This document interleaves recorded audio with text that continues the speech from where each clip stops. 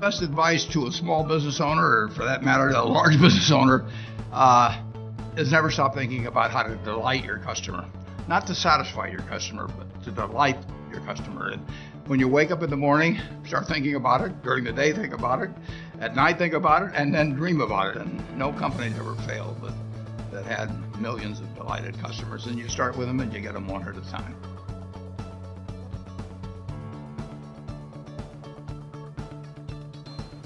People say you have to have a lot of passion for what you're doing, and it's totally true. And the reason is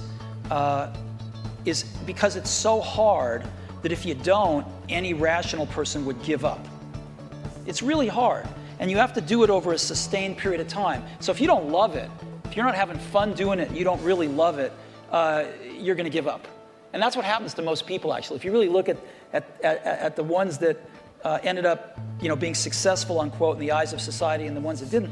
Oftentimes, it's the ones that are successful loved what they did, so they could persevere when it got really tough, and the ones that didn't love it quit because they're sane, right? Who would want to put up with this stuff if you don't love it? So it's a lot of hard work, and it's a lot of worrying constantly, and if you don't love it, you're going to fail. So you got to love it. You got to have passion. And I think that's the high order bit. The second thing is you've got to be a really good talent scout, because no matter how smart you are, you need a team of great people, and you've got to figure out how to size people up fairly quickly, make decisions without knowing people too well, and hire them, and see how you do, and refine your intuition, and be able to help build an organization that can eventually just build itself. Because you need great people around you. There's no substitute for hard work. The best time you're ever going to have is when it starts out just you, and it'd be great if it grows into a wonderful, big, profitable company.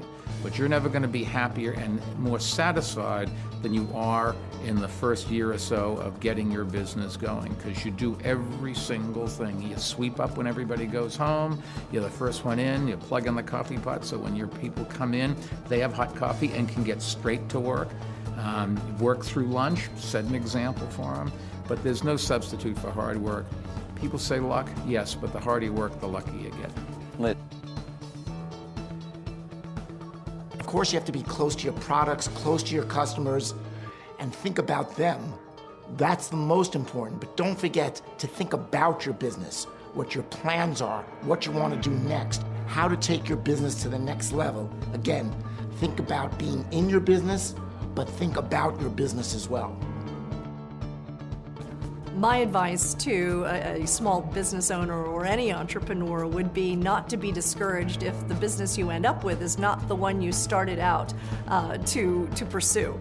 Because so often you encounter difficulties, you encounter failures, and the important piece is to learn from each of those very quickly and to pivot and to move on to the idea that works.